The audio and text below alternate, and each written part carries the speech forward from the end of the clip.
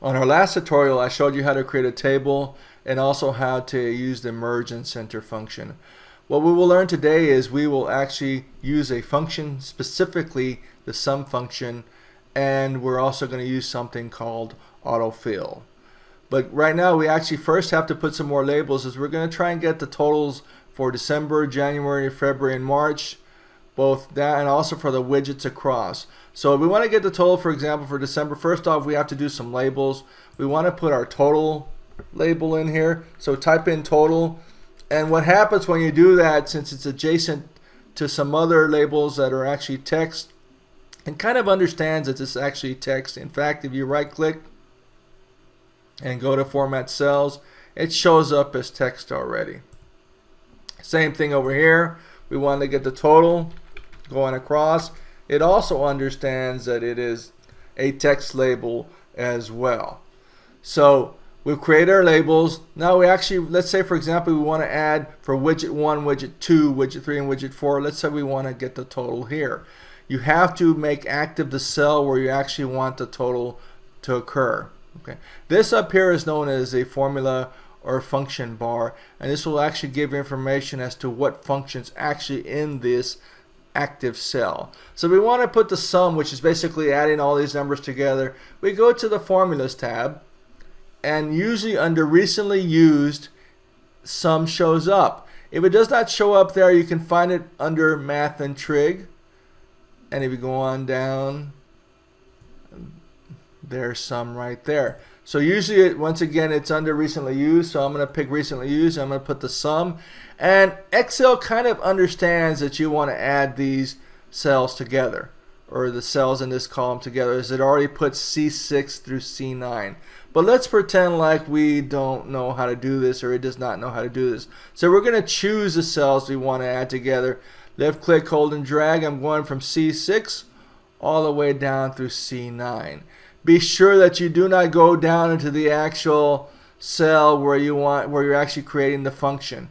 Only highlight the cells that you're going to add together.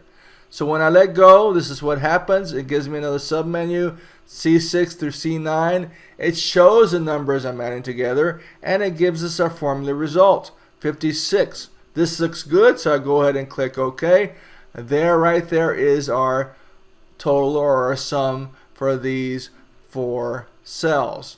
In fact, if you look up here, is the function bar.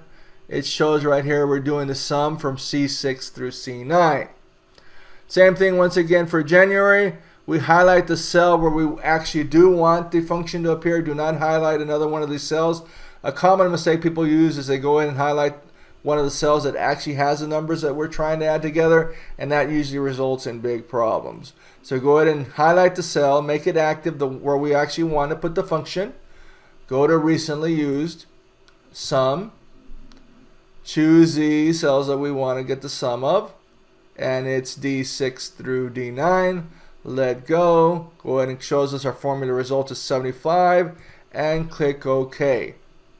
And that's how you do the simplest functions. There's something else I want to show you called autofill.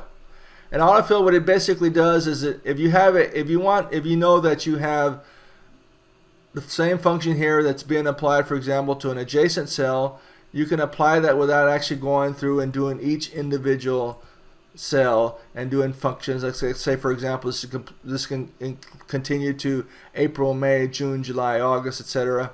You could go ahead and apply this formula to the other adjacent cells. How do you do that? Notice when I click on a cell that already has the formula in it, there's function in it.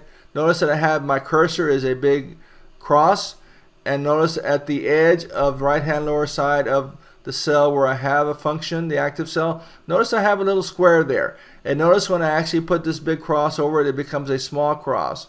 This means that I can actually use autofill.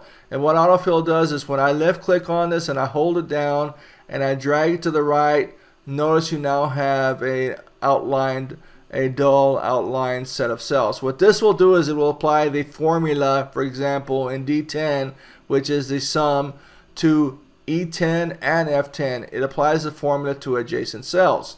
So look what happens when I let go. The formula has been applied. Notice that is, for example, under February it's E6 through E9, and under March it's Under March, it's F6 through F9. So what happens is we don't have to go and do each individual cell one by one. We can just apply the adjacent formula. And we'll do it again. Let's go ahead and do for widget 1 the total for the months of December, January, February, and March.